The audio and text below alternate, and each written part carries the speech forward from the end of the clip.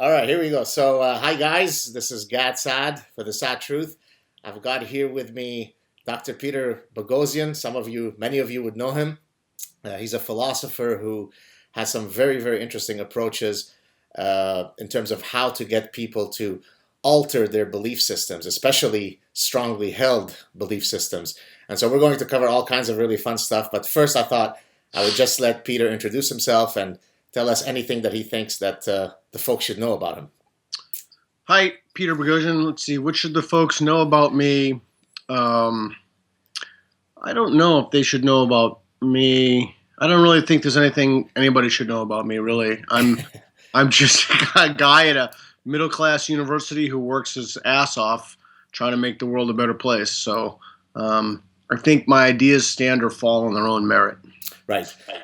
So maybe I could ask you, I very briefly looked at some of your early doctoral dissertation work, which I guess that's where you first began this sort of approach to get people to change their way of thinking. Maybe you could tell us about that, and then leading up to your more recent street epistemology.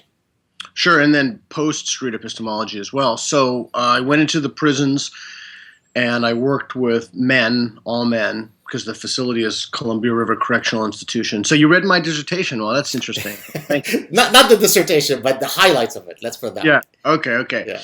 And I used the Socratic method, and I pulled questions from the history of Western intellectual thought, mostly philosophy, to try to help the men become more reflective and more thoughtful about their beliefs, and ultimately to desist from violent behavior.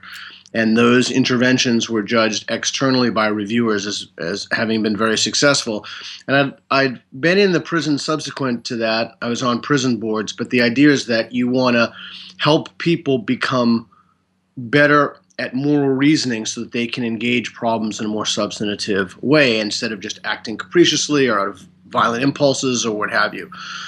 So I did that, and I'm still very much interested in that. And then I wrote a book, A Manual for Creating Atheists, in which I talk about how to use the Socratic method to instill doubt in people and help them become more humble about what it is they claim to know, particularly their God beliefs. But you could use it for anything. In fact, people do use it for atheists now. And then subsequent to that, I have a game, Jux, that I just put out, or I consulted on, and it's an unbelievably ambitious project. I have an app. It's the first time I've ever done an app, Atheos, and it's meant to help users when they talk to people of faith. It's just the same tools and techniques that are from the book, but it's a guide. It's a dialectical guide. It's like a dialogue tree for people. So if someone says this, you say this, and it just traces it down. And then I have so many projects going on. I'm just working on a paper with James Lindsay today. I wrote the foreword to his new book, Everybody is Wrong About God. That is coming out. And I just wrote the foreword to John W. Loftus's book, How to Be a Christian Apologist. And James and I are writing a piece for Russell Blackford's book, Has Philosophy Made Progress? We're also writing another piece that attacks mathematical ontology. So this idea of the Platonism and the numbers have significance. Sam Harris spoke about that in a recent podcast, and Lindsay wrote a blog about why he thought Turgeck was wrong, from professor from MIT. Sam retweeted that, and we're going to make a paper out of that. Oh, nice. So I got a lot of stuff going on. Wow, you're a busy guy. Let me ask you this. Are there concrete ways by which you can measure the success of these interventions? Are there metrics that either you've developed or others have developed that says, here is what was happening before I came along with my approach, and here is how we've contributed to these issues? There you go again, thinking like a scientist. Yeah, there are ways. And one quick way, there are many, many ways. One quick way is to do a pre-test and a post-test. And so you get some from self-reports, how confident are you in a particular belief? And they'll say, on a scale from 1 to 10, and if they don't like the scale, they can use any scale you want. But you need some kind of a pretest. Then you deliver. It's the same thing as in any scientific intervention. Then you deliver the intervention, and then you ask them at the end, well, how confident are you? And so that's one way to judge the effectiveness. But there are multiple ways to judge the effectiveness. But that's a quick, down and easy, cost-free, which is vital for these things. Sure. That you don't need external funding. Are there have you either noticed anecdotally, or is there any research that has looked at the types of traits that the individuals would possess that make them less or more susceptible to the approaches? So, for example, I could think off the top of my head, sort of a naive hypothesis, that how highly somebody scores on a dogmatism scale, I mean, by definition, would imply that they're likely to counter argue whatever position you hold, just because by definition that's part of their innate score on this value. So are there such research either that you've done or others that, or if not individual differences across people, how about the types of beliefs that people hold? So for example, if you're okay, hold on. Let's do this one. Way too much. Let's do this one. Get to the second part of it. So there's a lot of research on that in terms of the God beliefs, chapter 7 and 8 of Breaking the Spell that Dan Dennett wrote. Wonderful. Can't recommend it highly enough. It's had a major influence on my thinking. He talks about, and he writes a little bit about this as well with Linda Lascola and Preachers Are Not Believers, and this has come up in other articles, how if people think that it's a virtue to hold a certain belief, that they're much less likely to revise the belief. I'd also recommend the work of Jonathan Haidt. I just saw a wonderful, wonderful lecture that he gave that DJ Grote tweeted and I retweeted about what's happening in the university system, which I know you're familiar with, right, about political correctness, rung amok. I swim in it every day. Yeah, as do I. So Haidt's work was influential there. A lot of it comes down to the fact that people think it's a good idea for them to hold these beliefs, and if they doubt, the president of the moment at the last moment assembly said, "Doubt your doubts." The way that they look at doubt, and that's exactly one of the things that the Socratic method can do if you integrate other domains of thought from contemporary psychology and other research areas. It is an unbelievably effective tool at instilling doubt in people. Right. You want to maybe, for the viewers who may not know what we mean by the Socratic method, give us a quick elevator story description of it? Sure. It starts in wonder. People wonder about something. And already right there, that's where many apologists and many people who are fundamentally dogmatic, they're already, as Bertrand Russell says, they've bartered their will to believe for their wish to find out. So they're already, they're not epistemically humble. I'll interrupt my own thoughts if you don't mind. Sure. That's part of the problem, is that people think that they're being humble, but they're being incredibly arrogant. Yes. They're making these unbelievable claims and thinking that because they believe these claims, they're better people, more virtuous, and more humble. So that's another obstacle. So getting back to your question, so it starts in wonder. Then someone formulates a hypothesis. I gave a talk on this. It's on YouTube. My Intel talk is about this. It starts in wonder.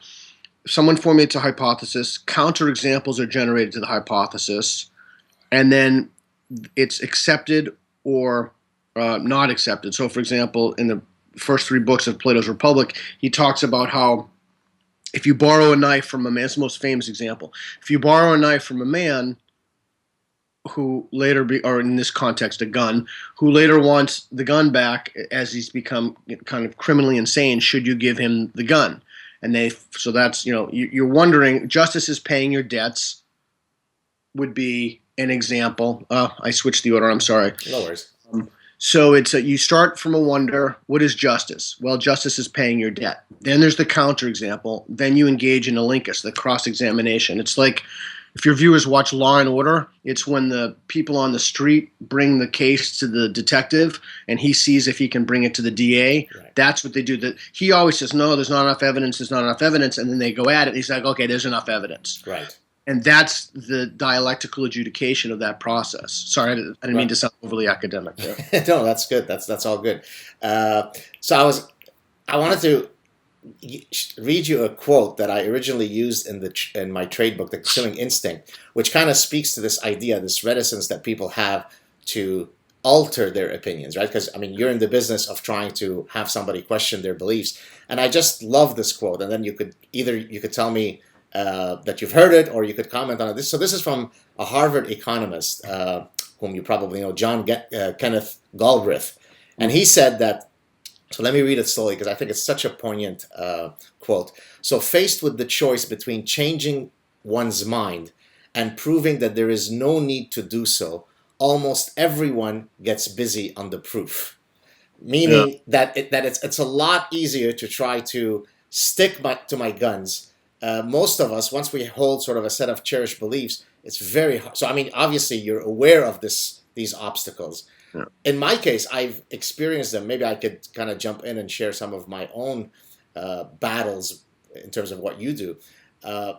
In my scientific work, I've spent my whole career facing these types of obstacles, because in introducing evolutionary psychology and biology to the study of consumer behavior, you're talking about here social scientists who, to enter into the world of social sciences, they have to abdicate the relevance of biology in understanding human affairs, right? They reject that, right? What makes them social scientists is that they recognize that biology matters for the elephant and the mosquito, but it certainly doesn't apply for humans. And so in a sense, in my scientific work, never mind in sort of my public intellectual sphere work, I've been doing what you're trying to do in your own context for my whole career, is to try to convince these folks who are very, very vested in their paradigms that, hey, it doesn't mean that you're wrong, but we certainly have to recognize that consumers, or humans in general, are biological beings. So in that sense, we share a lot. We're trying to persuade people, perhaps in different contexts, but we're ultimately trying to do the same thing. So yeah, we got to unpack that, because you said there's a lot there. Yeah. The problem is that if people think so, I think the whole thing can be reduced to a problem of values, and that problem is that people will stick to their ideas no matter what. People think it's a virtue, or you could extend this into the domain of psychology. It's an ego boost, or they feel that it's really good to defend an idea, et cetera, and holding a belief tenaciously is a virtue. Holding a belief tenaciously is actually not a virtue. Right. And so how do we foster and nurture those dispositions, like the willingness to revise one's beliefs? So if we could do that, we wouldn't have to worry about anything else. And I think we've stopped focusing on these core problems. And I think you're right. Fundamentally, we agree upon what our broad mission. I don't think I persuade anybody to do anything in terms of a belief other than to be honest with themselves and to reflect on what they believe. I'm not in the persuading business so much in terms of conclusions, but I am in the business of helping people to empower themselves with certain tools so they can come to better decisions. Because the problem now is that people are not, either they don't have the right values, so they're not being honest with themselves. That's a huge problem. I mean, we see that it permeates the society. Race, guns, you name it, we're just not being honest about it. And I've seen your tweets, and I know that you and I agree about the importance of honesty. I talked about that in my authenticity talk at TAM.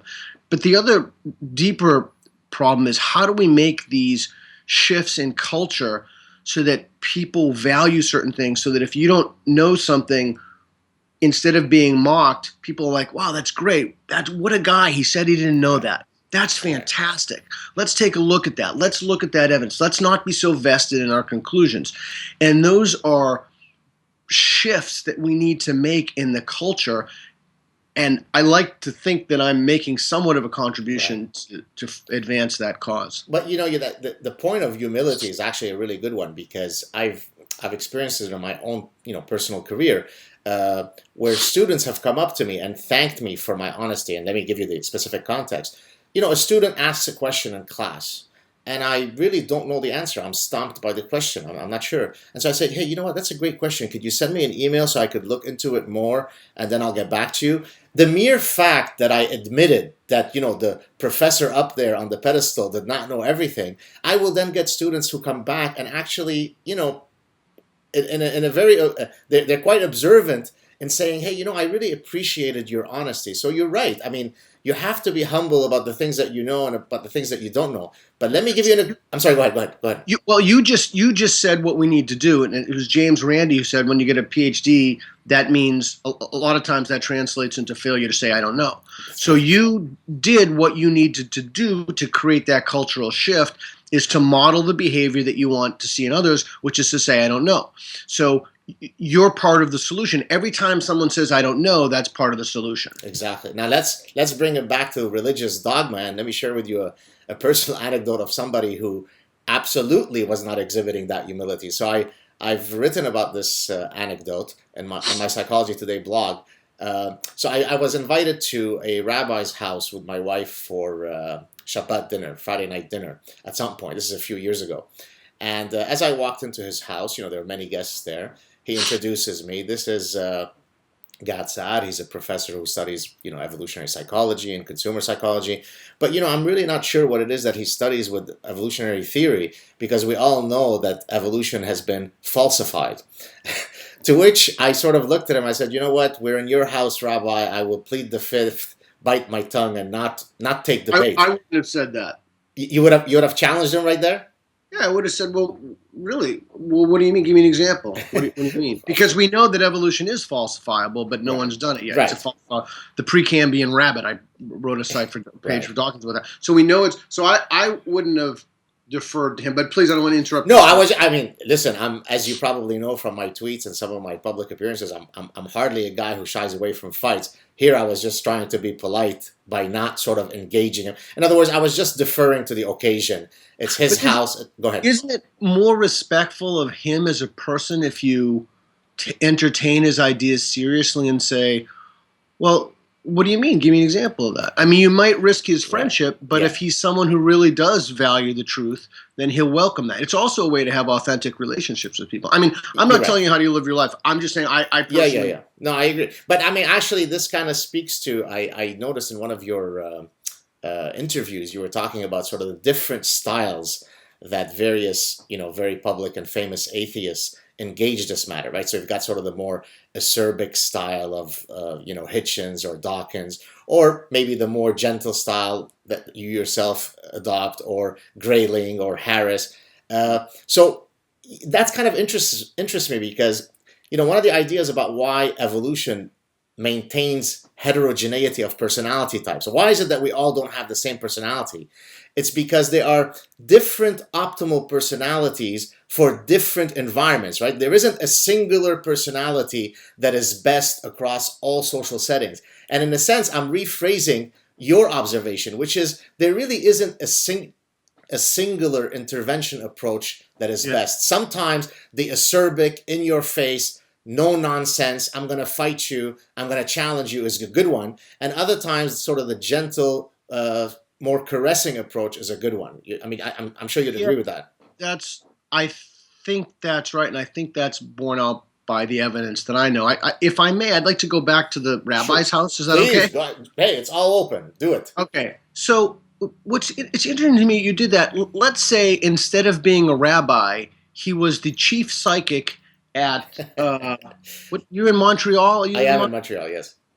In Montreal, would you, and every other variable is the same, would you still have said that? Yeah, so I think inherent to your question, what you're saying is that I was somehow deferring to him only because he was cloaked within a religious cape. Is that your point? That's exactly correct. Exactly. And thing to do with his house, it was that we give a deference to religion that we don't give to other things. Yeah. You are right, and maybe now in retrospect, maybe I should go tonight. Tonight is Shabbat. Maybe I should go and kick the crap out of him. It's time for me to lay down some sad justice. I think the consequence of that, and you let me know, we'll follow this up for a while. I think the consequence of that is that people will respect you more. Right. And it's important to know that doesn't mean you're vituperative or acerbic or caustic, nasty, any of these things. It just means that you're forthright and you're sincere and you're blunt, but you don't have to be the famous Phil Plait speech. You don't have to be a dick about it. Right. Yeah. Yeah. I mean, my feeling is, you're certain. What you're saying is all certainly within the realm of the possible. Maybe I thought that it would be a lost cause. In other words, I've had similar conversations with other rabbis. I mean, I'll give you an example. I once had a discussion. This is when I was in grad school. I had a chat with a rabbi who was very, very gracious. He'd always invite us to his house for Shabbat dinner and so on. And we were having a discussion about evolution.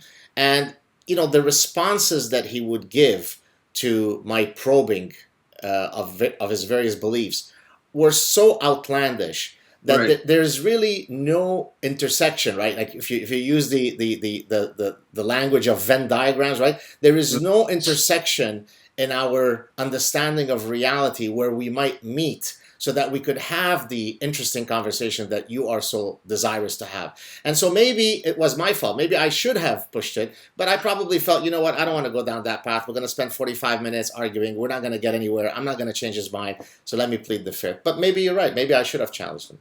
So I'm a big fan now that I'm 49 and most of my life is behind me instead of in front of me. I'm a big fan of saving myself time.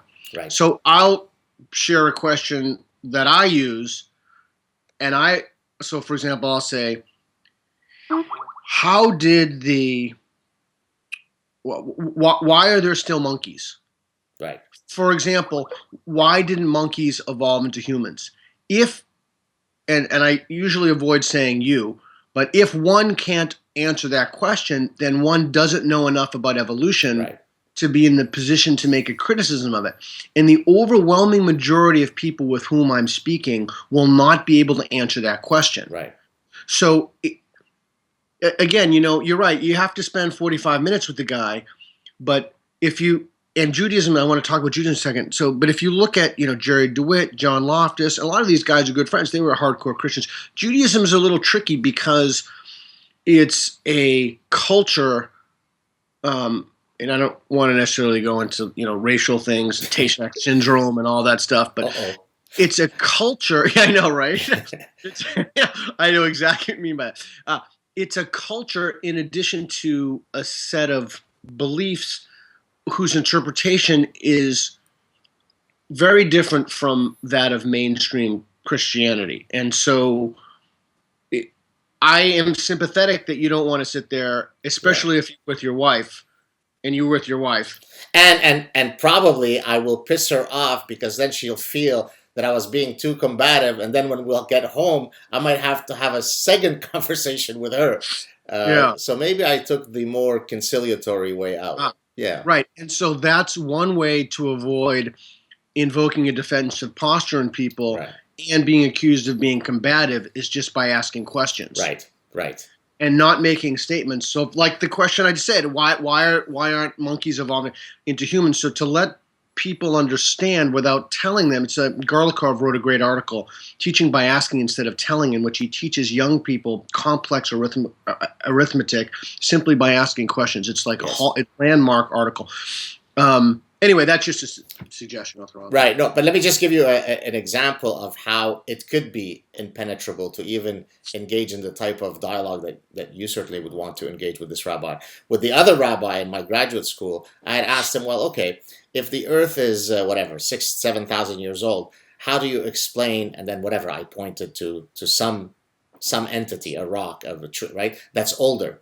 And his response was, well, at time t equals 0, right, God doesn't want to start everything as if it's brand new. And so he places a tree that looks like it's 1,000 years old, or he places rocks that look like they are 2 billion years old at time t equals 0. Well, how do you want me to debate that, right? I mean, we're entering into lunacy world, right? I mean, so if he's able to reconcile what I just said with his narrative, that's what I mean by there's no longer a possibility for us to have an intersection where our realities can join.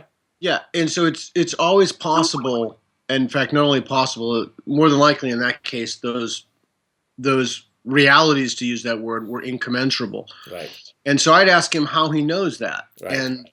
and then can that be externally adjudicated by an independent observer? Right. Again, both of those are questions and very non-threatening. Yes. How do you know that? Or maybe not very non-threatening, but non-threatening. How do you know that? And how could one know that? How could an external observer adjudicate that claim? Right. And ultimately, those conversations want to culminate in, and this is again, if you care about someone and you respect them, they want to culminate not only in an ethic of caring at the end, but a way to help people to break through dogmatism. Because especially in the case of religion and rabbis, etc., probably nobody says that stuff to him. Right.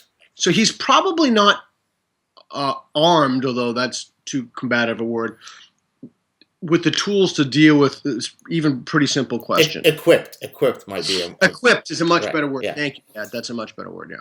Yeah. The other thing I was going to say is that in your case, for example, you try to apply your ideas to the penal system or to the religion. Uh, my grand pursuit is to battle bad ideas and seek truth, right? Now, I seek truth in my scientific work or try to better understand reality through my scientific work. But then I also tackle, as you've probably seen through some of my clips or tweets or whatever, bad ideas in all of their forms. So, for example, I detest radical feminism because it espouses some really idiotic ideas. I despise postmodernism for the same reasons, right? Religion, I'm oftentimes at odds with because it espouses ideas that do not stand the test of reason and logic. And so I guess my question to you is, how do you choose where to arm your next intervention? So, okay, I was interested in the penal system. Now I'm tackling religion. What is the mechanism by which you say, here's where I'm going to turn my attention to next? It's a good question. Quickly, I just write about what I'm interested in. I just pursue my passions.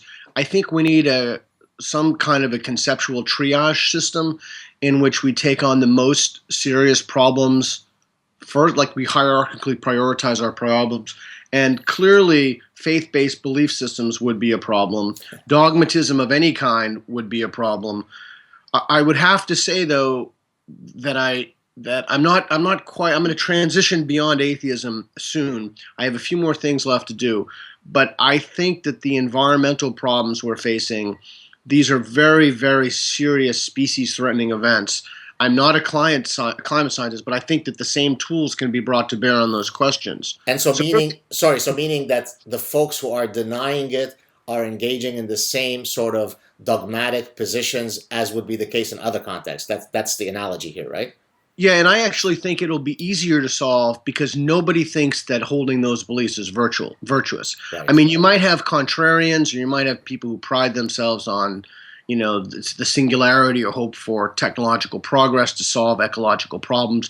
But you don't find people who think that holding these beliefs about climate change makes them better. You might find that it makes them smarter. But then it's easy to instill doubt in that notion anyway. Right. So I basically write about what I want to write about. I don't really have any kind of grand agenda. Gotcha. Is that what you do too? I mean, as a matter of fact, I'm like that in a sense to a fault, right? Because if you are a careerist or if you're a strategist in terms of how to go about your career as a scientist, then what you're often told is, identify an area, become the expert, and then milk it and milk it and milk it so that, you become super specialized in this unbelievably small domain. Now, why would anybody want to do that? That seems like a total waste of time. Exactly right. And so in my case, look, I've published papers in medicine and economics and psychology and business and bibliometrics. I've published papers on suicide, on obsessive compulsive disorder. I'm at a business school, right? And Can I pause you right there? Yeah, sure. So the problem with that, what you just said, is nothing. However, the institution has a problem with that, particularly with young scholars. Yes. They like, philosophy and they tend to be very incestuous. Yes. You need to publish within this discipline. And we give a lot of lip service to interdisciplinary scholarship. Right. But we don't actually reward interdisciplinary scholarship. Absolutely. Now, I'm starting to see a small change, maybe too slow, but you're absolutely right. Look, I'll give you an example of that. I've tried now, by definition, evolutionary theory is the granddaddy of all interdisciplinarity, right? Because it is the framework that unifies everything that you want to know about anything, right? I mean, you can't study anything involving biological agents, including humans, if you don't understand, if you like, the evolutionary trajectory of that species. So you could study evolution in medicine or in engineering or in psychology or as I apply it in consumer behavior and so on. And so there's this program called EVOS that was started by, do you know David Sloan Wilson? Do you know who that is? So he's for the viewers who don't know him, he's a very famous evolutionary biologist, a good friend of mine, who's really a huge champion of demonstrating the applicability of evolution across the university settings, right? And so he started this program called EVOS, which is Evolutionary Studies Program, where students can obtain what amounts to a minor in evolutionary studies, irrespective of which program they're in, right? I mean, they could be in dance and study evolution, or they could be in biology and study evolution. And so the minute that I try to replicate that program at my university, now I love my university, they're wonderful, they give me a great environment to do whatever it is that I want to do. Then what you saw is the conflict between what a university says about supporting interdisciplinarity and what ends up happening, which is every single faculty put up its territorial defenses, right? And Right. so I got so frustrated at having to sort of go do my rounds to try to convince the deans of the different faculties why evolution is important, that eventually I just gave up. There was so much institutional resistance to this idea, despite the fact that everybody says, "Oh, yes, interdisciplinarity is the way of the future." So I hear you, but I think that eventually it'll become increasingly more difficult for people to deny the power of interdisciplinarity. Most of the big scientific breakthroughs happen when teams of scientists across disciplines get together, right? The mapping. I'm sorry. Go ahead. You stop that idea. And I think that's a sign of wisdom. What is the Serenity Prayer? To accept things they cannot. Cards change. Accept Yes. they cannot. Yes. And so your time is not well spent on that. It's Yes. better spent writing another book or writing Exactly right. Exactly so, right. Yeah. So I'm toying with the idea with a friend of mine. I'm not going to say his name because we haven't made it public yet, of putting a secular studies master's degree program at PSU. It'd be the first secular studies master's degree program anywhere. And I'll see if it's okay with him, and then I'll tell you who it is later. Right. And at some point, if the bureaucracy is just too much for that, we'll either offer it to another school or we just won't do it. It just doesn't make any sense. It's not a productive use of your time to fight these people. Exactly. It doesn't make any sense. That's very frustrating. And again, it's not to denigrate my university. This happens in any context where you have big bureaucracies with multiple constituents that are fighting different pulling you in different directions. I'll give you another example. A few years ago, we had received from the rector's office of teaching, whatever, I don't remember the title of the person, hey, send us your ideas for innovative teaching. Any ideas that you have for cool teaching, send it our way. We're keen, and so on. And so I offered myself as the first guinea pig, given that I have, if I may say, a pretty large platform. I'd love to put together the first MOOC. You know what a MOOC is? Absolutely. Yeah. I want to do that for atheism, but go ahead. There you go. So for those of you who don't know, MOOCs are massive online. What is the other something courses? What's the other O? Massive open online courses. Yeah. So these are courses that you typically offer for free. People sign up from around the world. You could have highly successful MOOCs could have 100,000 people enrolled, even though the attrition rate is very high. But it's a wonderful opportunity to spread ideas. It gives great promotional value to the university. And so I said, hey, you know what? It's going to take me a lot of effort to do this. I could just keep doing what I'm doing. It's certainly a lot less effortful, but I think I'm rising to your call, and I'd like to put it together. All right, let's study it. Task force, let's study. Let's set up a thing to study the task force. And then finally they said, you know what, Dr. Saad, now we won't do it. The time is not right. And so the bureaucracy, right, squashes innovation and creativity. Not because there's any inherently bad people at my university. It's because the universities don't move fast enough. They're not nimble, right? So yeah, Marcuse and others have written about that and the problem of bureaucracy, and I think it's somewhat of a complex problem. Even though I myself am a member of the teachers union for my own good, I can't stand teachers unions. Right. I think that they're part of the problem, and I think that, universities now, especially in these financial times, are under a lot of strain, and there's a lot of unhappy people, and that seems to be ubiquitous at every university, right, particularly public universities. So I think the problem, you're right, the universities are not nimble, and then it just becomes a point at which you have to say, how much more of an investment do I want to make? Exactly. Yeah, absolutely. So I wanted to look for some other. I wanted to ask you actually, because I remember that one of the reasons why we held this chat now rather than earlier in the summer is because you had mentioned that you were going on a very exciting tour of Australia, which I'm very envious of, because I went to Australia and New Zealand back in 2011 for 7 weeks during a sabbatical leave, and I think it was the most magical trip that I've ever had.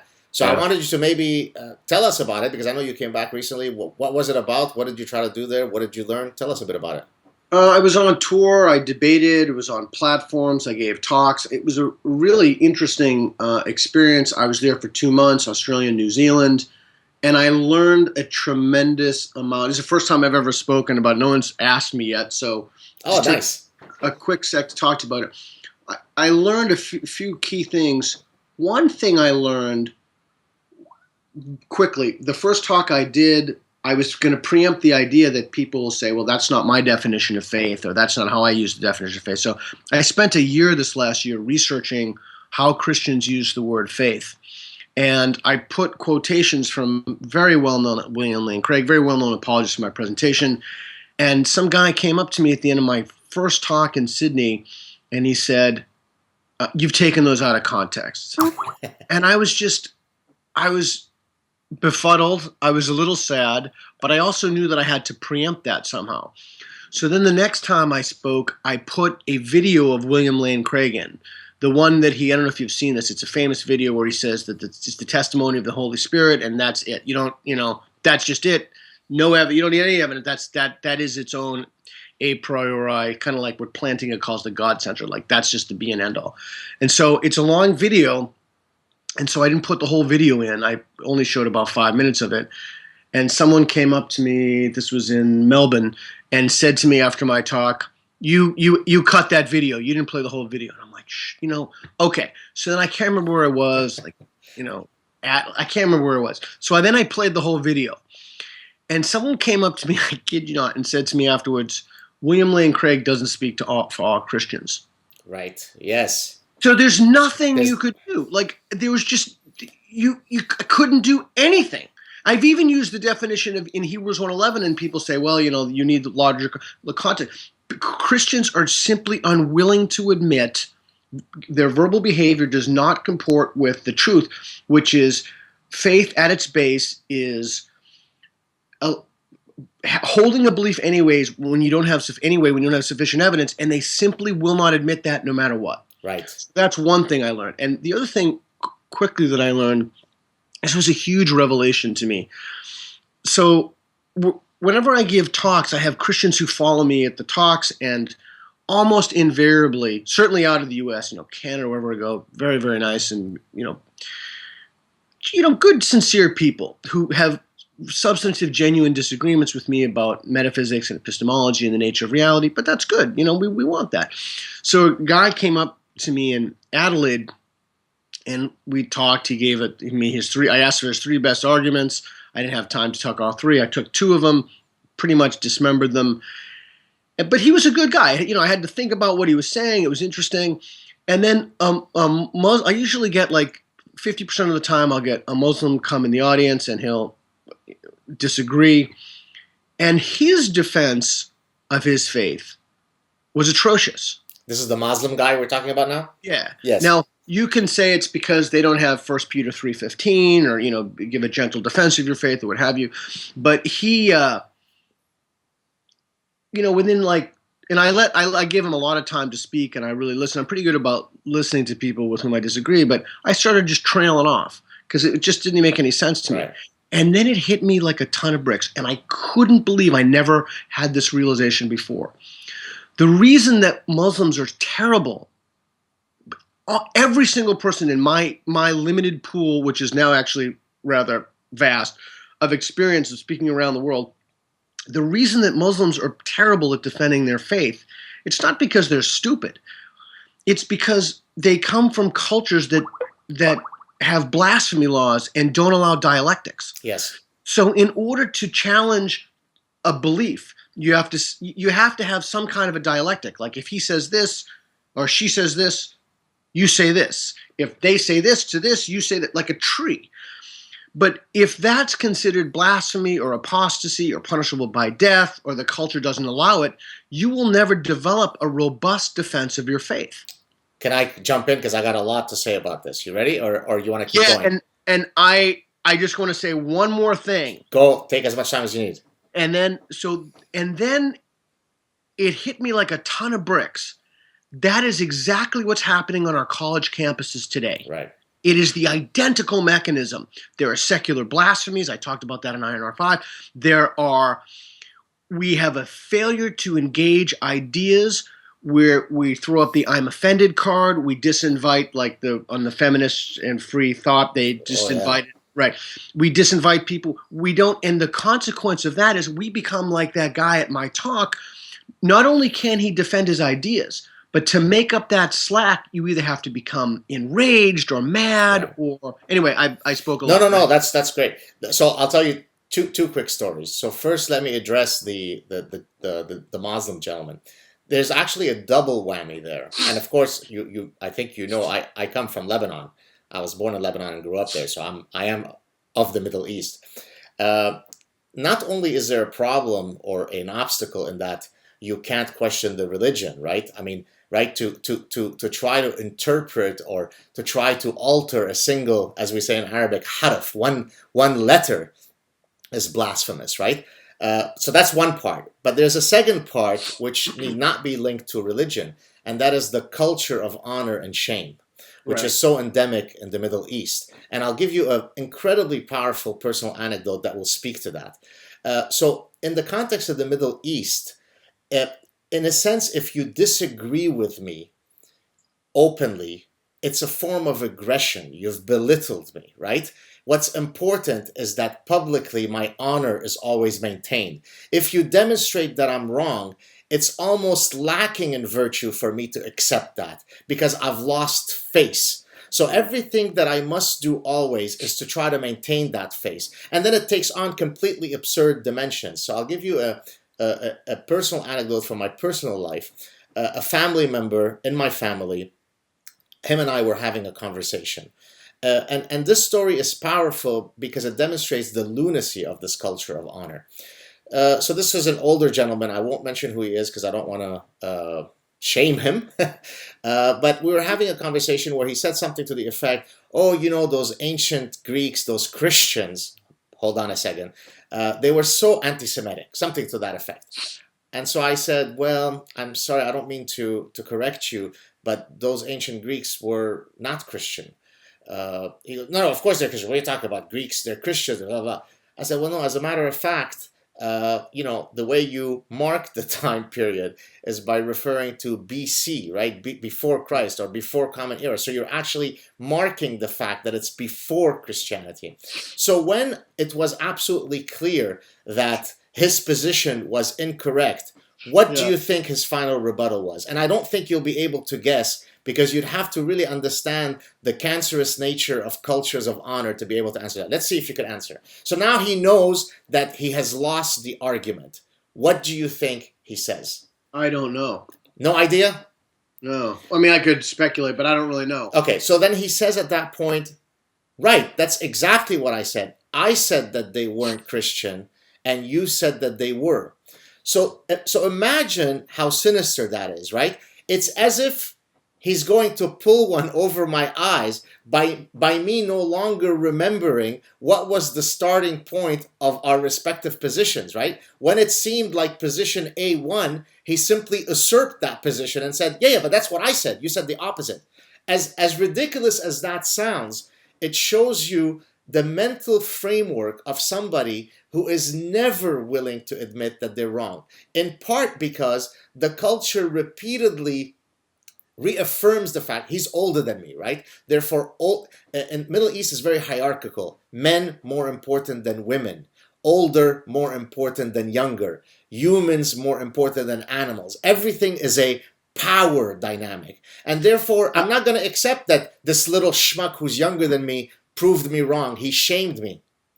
Yeah, that's really interesting for a number of reasons. I mean, you can look at that as there are gradations of, I don't want to say cultures, but cultural norms that make it more difficult to find the truth and revise beliefs. Yes. And that would be a much higher gradation than the things that we've been talking about previously.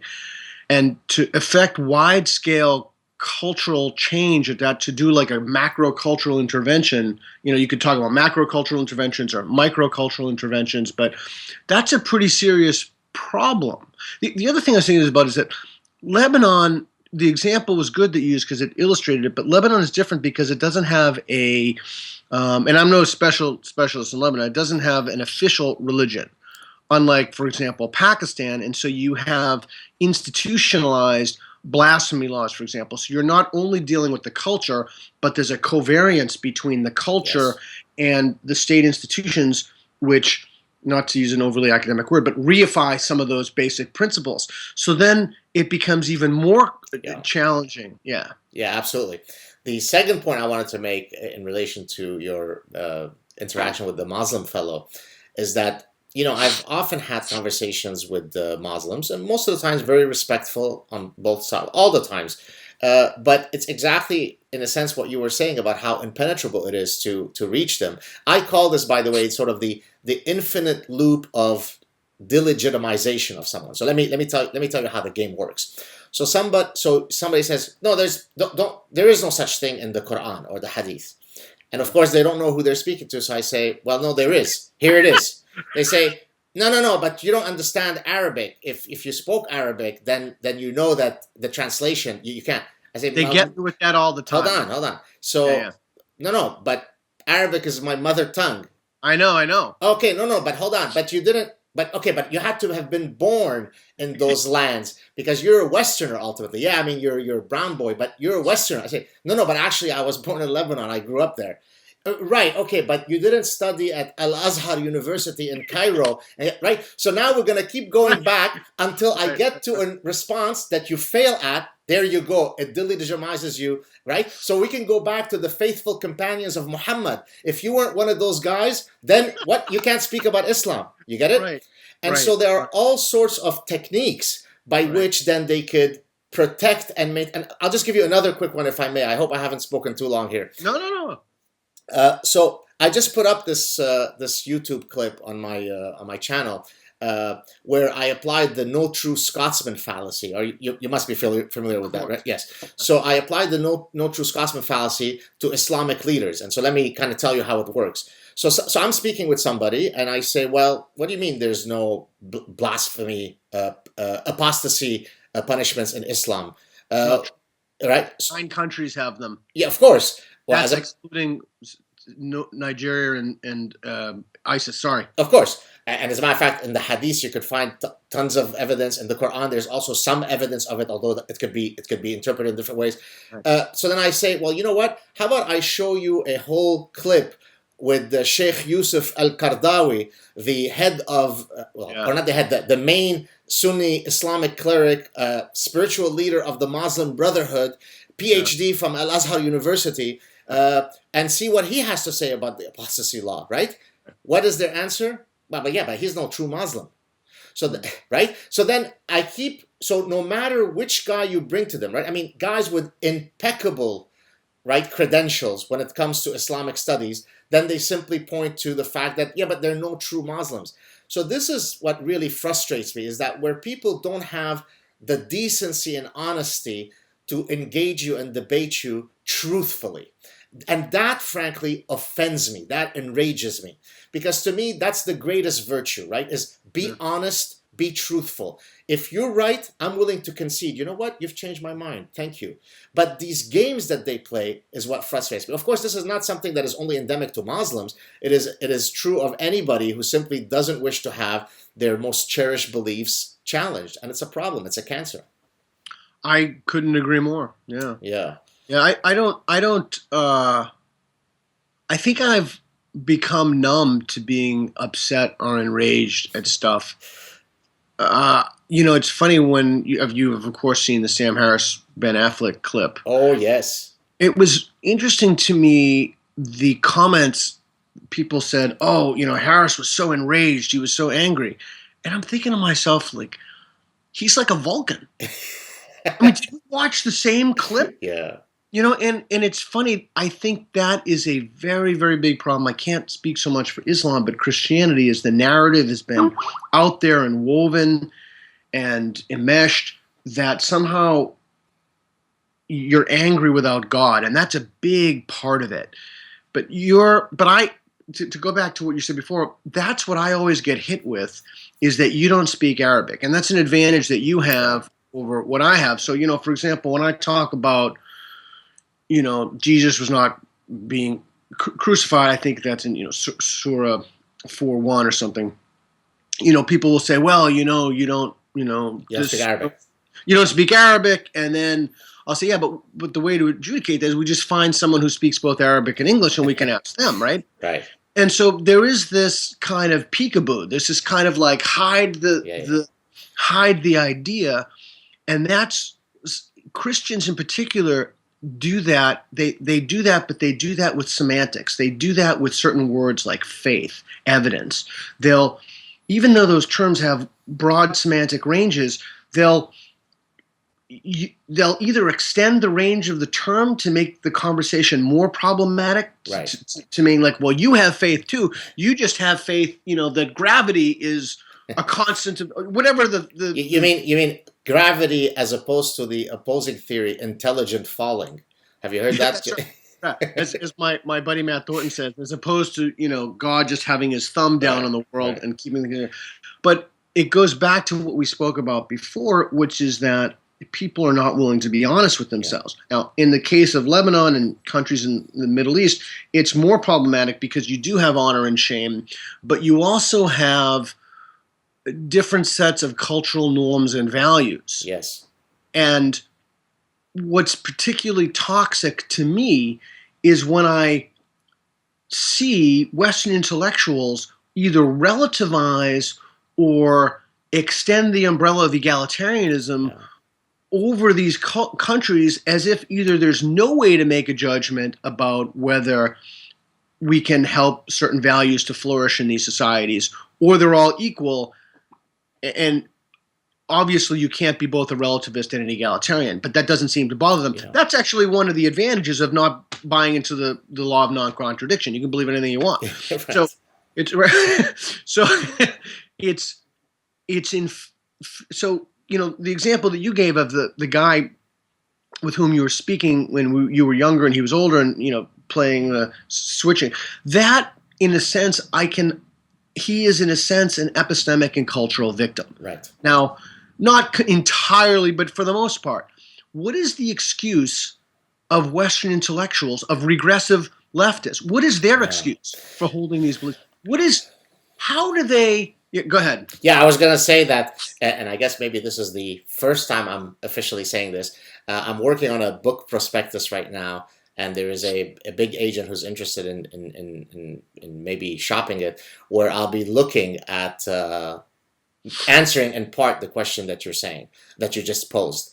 Look, I think it's the perfect storm of a whole bunch of faux intellectual and anti-science and anti-reason movements that have come together in truly a perfect storm of confluence, right? So postmodernism already arms you with all this bullshit, right? What's truth? What's objective? Who's to say? Have you ever heard my story, my famous interaction with a postmodernist feminist? Do you know it? If not, it's worth repeating, even though some...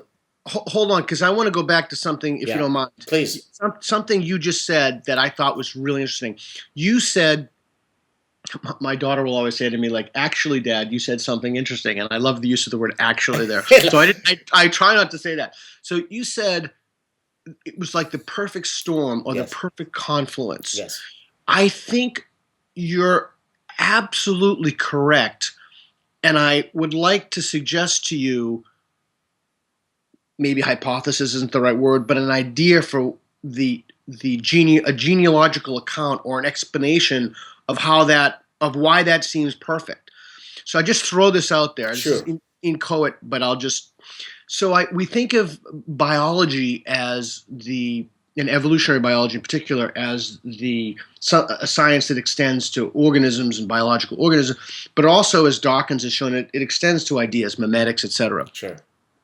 I think that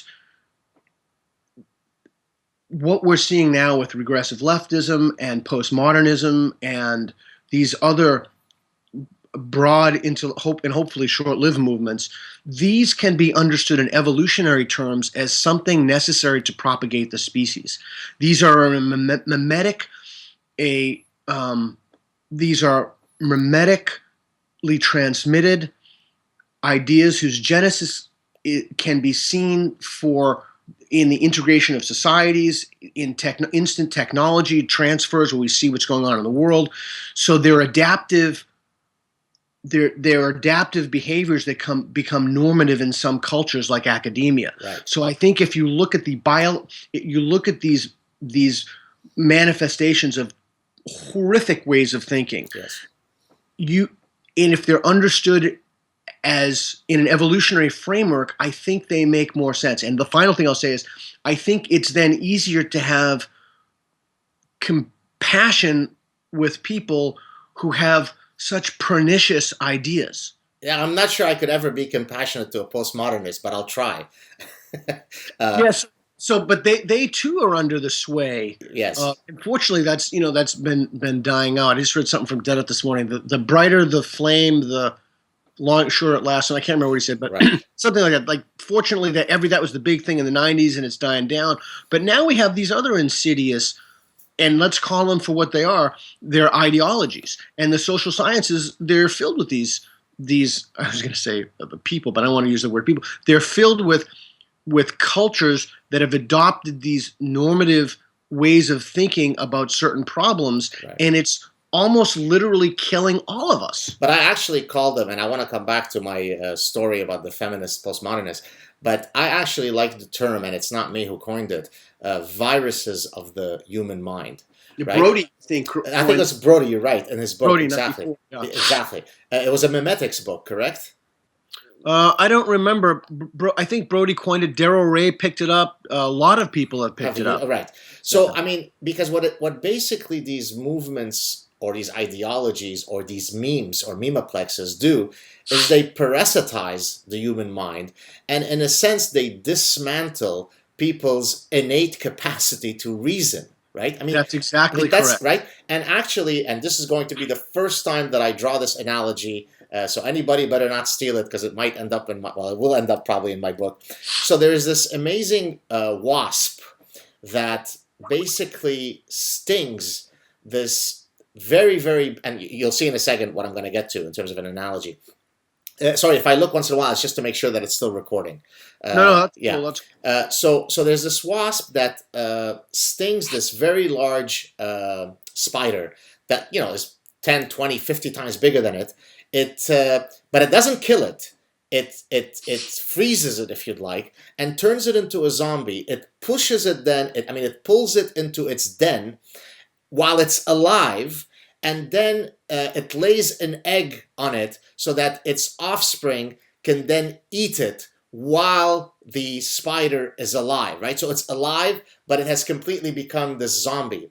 And I like that example, because what political correctness and all of its associated movements are doing, those movements are the wasp, and they are parasitizing our brains as we walk to the abyss of lunacy, right? We're all very, very nicely in a big herd of political correctness, chanting "Imagine" by John Lennon, walking to the abyss. That's exactly what's happening. And what I'm liking right now, what I'm seeing in several mediums, is that an increasing number of people who certainly call themselves liberal, true liberals, are sort of rising now and saying enough of this baloney. And so guys like, let me give out some shout outs, guys like Dave Rubin. I don't know if you know who he is. He's doing fantastic stuff. He left TYT. He's now with the Larry King Network. He's inviting all of these liberals, right? So they have the liberal credentials, but they haven't bought into the regressive left's narrative. And so I'd like to think that maybe the pendulum now is going to start swinging the other way. Let's hope so. But I want to go back to the feminists and postmodernists, and I apologize to any viewers who've already heard me say this, but I think it's worth repeating it, if only to hear what your reaction is going to be. So many years ago, I was out having dinner with a former doctoral student. He had just, I think, maybe defended his dissertation, and he had brought his romantic interest at that point to the dinner. It was my wife, himself, my wife and I, him, and his romantic date. Now, that date in question was a graduate student, in cultural anthropology, in postmodernism, radical feminism. So put the whole factors of BS together in one body. And so he had told me, please, please be on your best behavior, right? I mean, we want to have a good. So, oh, absolutely, mom's the word. You got it. I'm going to be a cool guy. Don't worry about it. Of course, halfway through the dinner, couldn't help but sort of touched on these issues. So I asked her. I said, I hear you're a postmodernist, and of course, one of the tenets of postmodernism, one of the foundational tenets, there are no universals, there are no universal truths, so on. Do you mind if I hit you with some human universals, and then you could tell me how maybe I'm wrong? She said, yeah, go ahead. I said, okay, is it true that within the human context, only women bear children? Is that a human universal that we could sort of go to bed knowing that that's a universal? And so she scoffs, she rolls her eyes in disgust and says, absolutely not. I said, really? It's not a universal? There is a context where that's not true? She goes, yes, in the spiritual realm, there is there's a tribe in some fishing village off some remote island in Japan where it is the men who bear children. So by you restrict, sorry? Well, that's an empirical claim about reality. I would love to see data for that. Yep. There are men who bear children? No, in the spiritual realm. Right? Oh, the spiritual realm. Oh, right. Well, then lots of things happen in the spiritual realm. Exactly. So by you restricting the conversation, by you delimiting the conversation to the biological materialist realm, this is how you keep us women barefoot and pregnant and in our roles. So after I recovered from that bout of utter lunacy, I said, okay, well, maybe talking about that women can only bear children is too contentious for you. How about we tackle something a bit less politically dangerous? How about the following? Is it true that within any vantage point on Earth, sailors have forever relied on the fact that the sun rises in the east and sets in the west? Is that something that we sort of know? And she goes, no, absolutely not. So what do you mean? She goes, well, I don't like to play those labels. That which you call east and west have different meanings. And now here's the kicker. And what you call the sun, I may call dancing hyena. To which I replied, yeah, okay, but so when I go on a trip somewhere, I have to put this dancing hyena lotion so I don't get a dancing hyena burn. So even if we call it dancing hyena, we're still talking about the same thing. To which she answers, I don't like those types of labels. I won't play that game, right? There she was using deconstructionism to argue that, language, words, semantics are completely relative. So when you have a graduate student who eventually probably ended up maybe becoming a professor, who is actually doggedly hanging on to such positions, we got a problem, right? Yeah, it is a problem, and I think it's a problem university-wide, and I think it's a problem because well, first of all, it's a very entertaining story. I'm sure that you weren't. I don't know if that was your best behavior or not, but if so, you should extend that to the rabbi as well. So it's a problem when universities seek to indoctrinate people, when they when professors look at their jobs or the class as an ideology mill, as opposed to a place where people critically examine their beliefs. And I see that with my son's education now. I'd love to talk to you about that, but he still has a few particular teachers I don't feel comfortable about. But the other problem that's more pernicious, I think, and more endemic is that people outside of the academy, they don't realize how widespread this is. Yeah.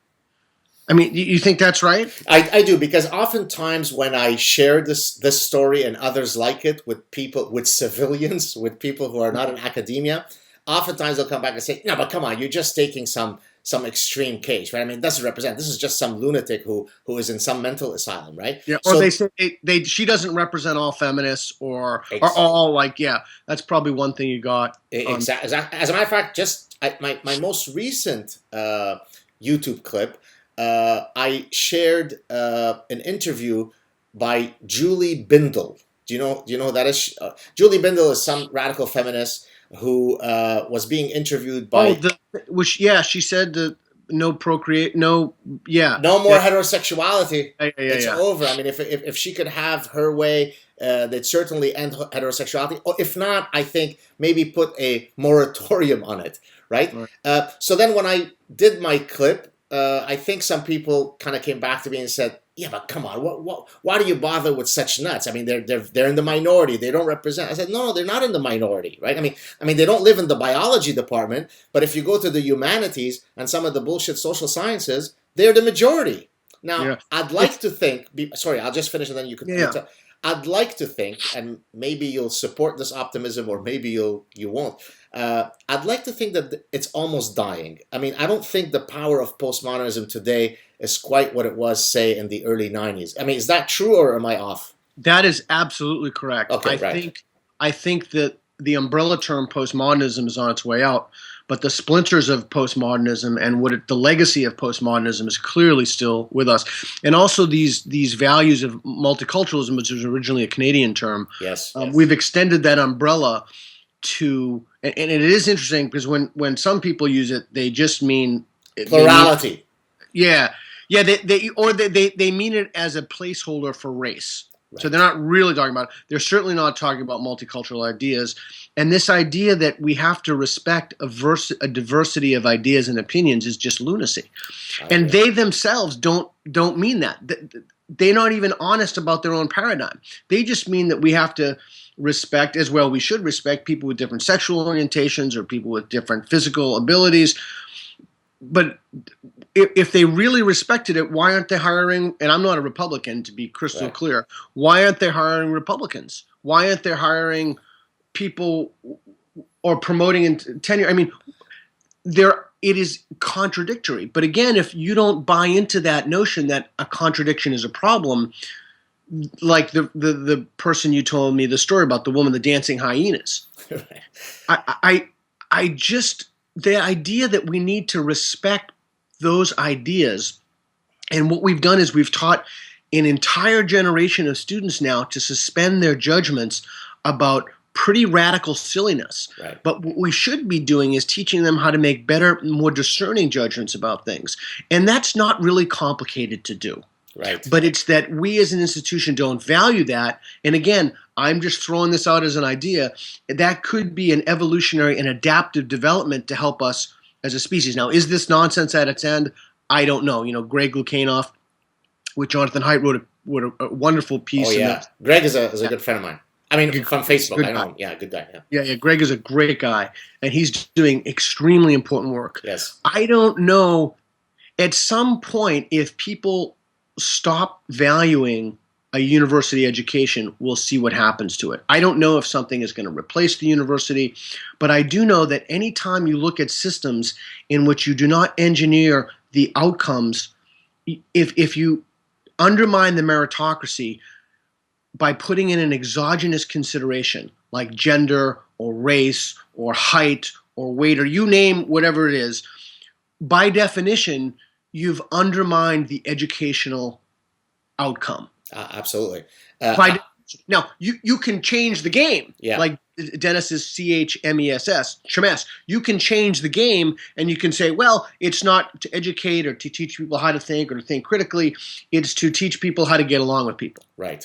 And then we can, you can totally do that. Then we can have that conversation. Right. But don't pretend that this is about education. You know, what do you mean by education? You know, Plato's Allegory of the Cave, Book 7, leading out of ignorance, educare, to lead out of. Don't pretend or don't waste my time and bullshit me that this is about something other than what it's really about. Fair enough. Now, let me ask you this. You said something that, if I may challenge you on. Absolutely. Yeah, you said, but I don't want to imply I'm a Republican. I'm not a Republican, right? You said that. Now, I want to push you on that point. And I could say this because I'm Canadian, so I don't give a damn about Republicans. I don't give a damn about Democrats. I care about good reasoning. Well, my first question is, why did you have that reflex? Why did you have the reflex to disassociate yourself right away from the possibility that anybody might think you're Republican? Two reasons. Because when I make the criticisms of the regressive left, people accuse me of being on the right. That is not true. Right. It is just not true. So you just want an accurate description of what your values are, and you don't want people to misrepresent them. Yeah, I don't want people saying, well, he's only saying that because he's some kind of Republican demagogue. Gotcha. I'm not a Republican. I've never voted for a Republican presidential candidate. It is just simply not true. Gotcha. I am not some right-wing guy. I have, somewhat like Christopher Hitchens, I have beliefs that are all over the board. Right. Socially, I tend to be liberal, and economically, I tend to be conservative, but I don't stick to that hard and fast. I have some ideas, but that's one reason. The other reason is I am ashamed at our current crop of presidential candidates. Right. I am almost mystified. I'm not completely mystified because I think they represent the electorate. Right. And if you look at the breakdown of people who vote for Trump, it's interesting along racial and religious lines. As you know, I don't know if Trump is the front runner. It's interesting on educational lines. They tend to be undereducated. They tend to be white.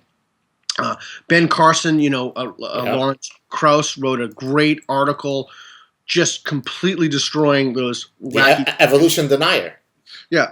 That's one of many in a suite of intellectual and educational problems. It's just a perfect example of how one can compartmentalize one's beliefs. And, Huckabee is a complete lunatic. Yes. I mean, he is a religious maniac. Yes. So when you look at the current crop of Republicans, in no way do I want to be associated with them.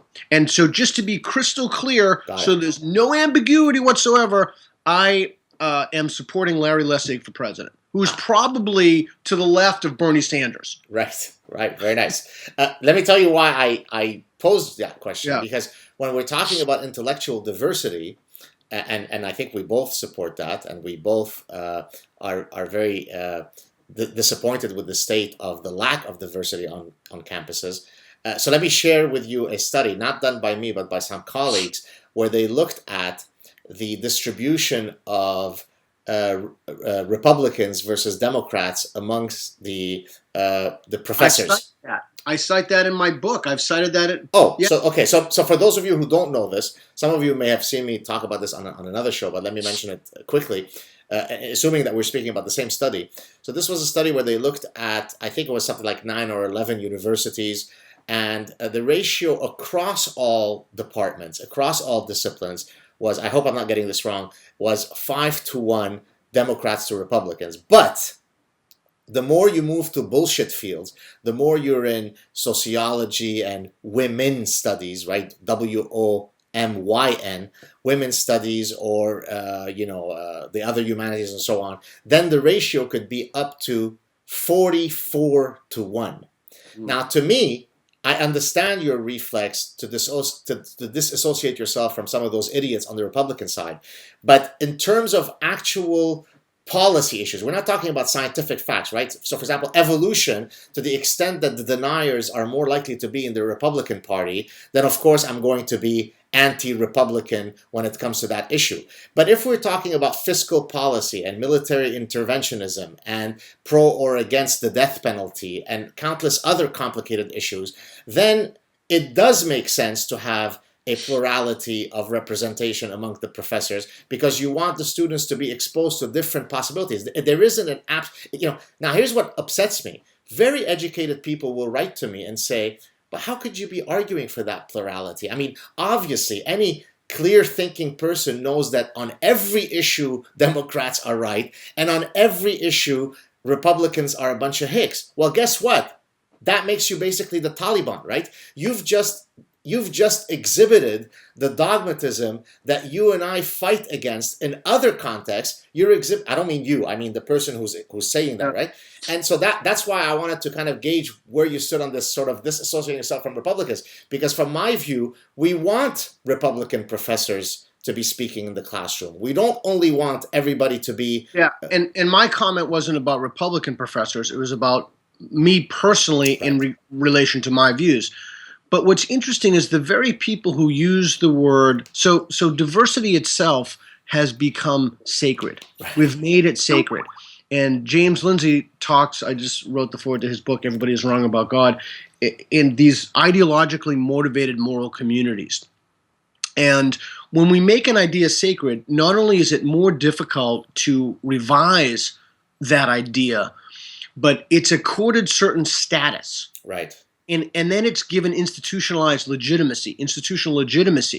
And so the very people who are proclaiming, oh, we need diversity, you don't actually believe that. Right. Because if you actually believe that, then you'd hire ideologically diverse candidates. But you don't hire ideologically diverse candidates, so don't bullshit me that you believe in diversity. There's a fantastic quote which I used in a talk I gave at Wellesley a couple of years ago. I was talking about the thought police. It's a quote by Thomas Sowell. Do you know who that is? Yeah, absolutely. Right. So a black, right? I mean, it's relevant to the discussion. Yeah. A black conservative, very famous economist who basically said something to the effect, I hope I don't botch the quote. He said, next time professors complain about issues of diversity on campus, ask them about the diversity in the sociology department, right? Yeah. Because he was exactly pointing to the words that you said, right? So it's perfectly fine to look for skin tone diversity, sexual orientation diversity, right? Racial, ethnic, all sorts of diversity is fine. Linguistic diversity. But the most important metric for diversity, which is diversity of thought, well, we can't have that. That would be ridiculous. Yeah. So it's a real problem. So I hope that conversations like these ones are going to set us back on the right track. I hope so.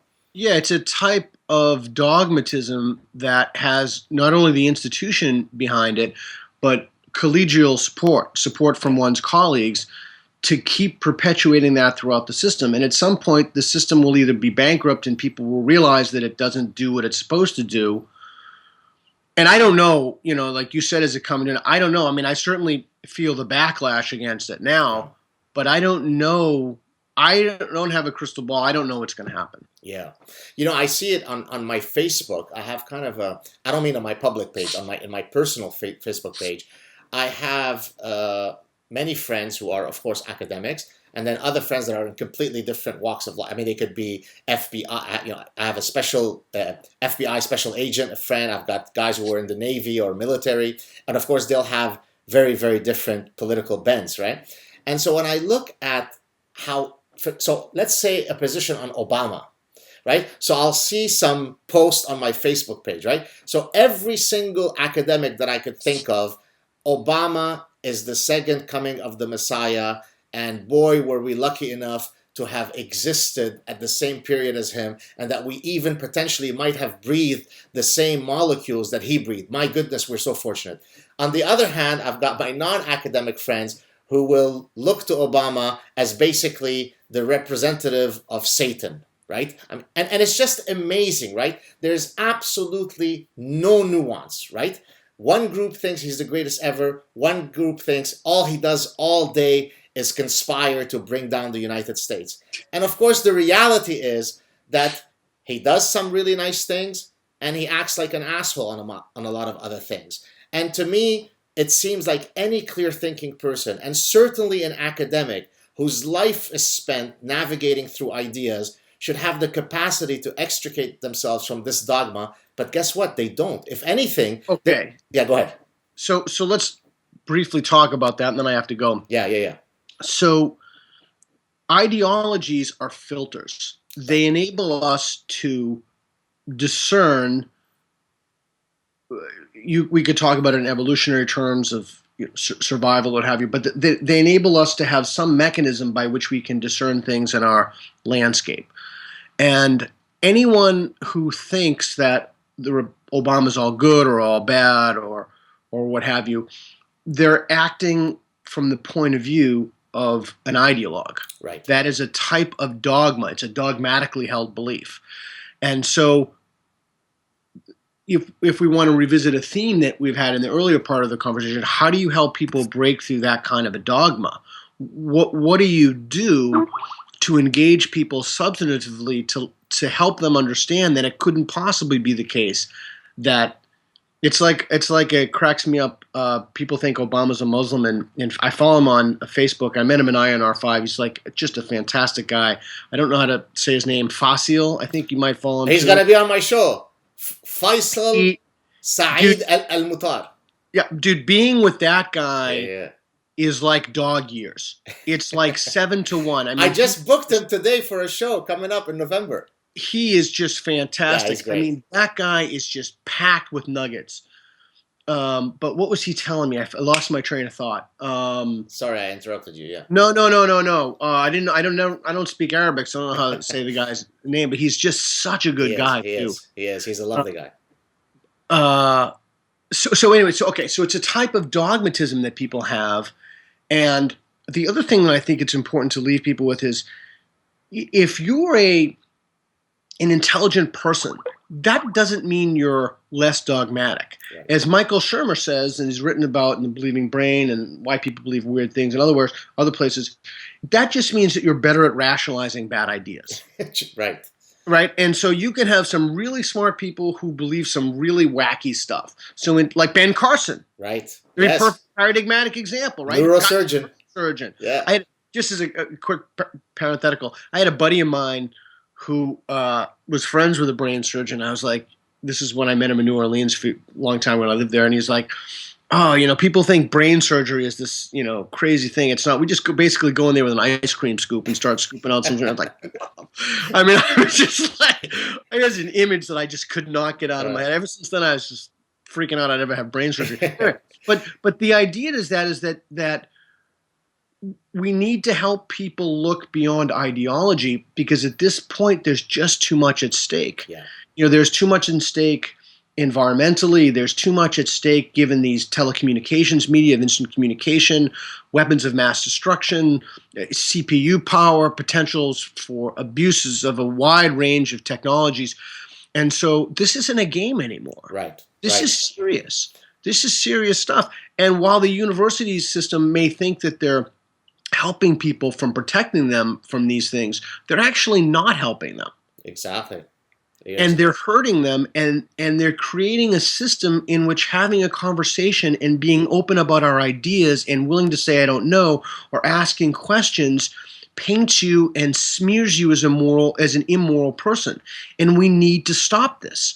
We need to stop it, and we need to put our foot down, because as long as this continues, we will be unable to have those sorts of conversations that will enable our flourishing. What a wonderful way to end the show. Let me give you a drum roll for that ending.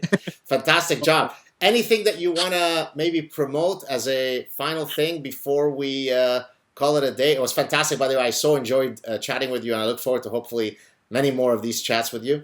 Oh, thanks. I appreciate it. Anything. Yeah, I have an app coming out, Atheos, which is in beta test right now.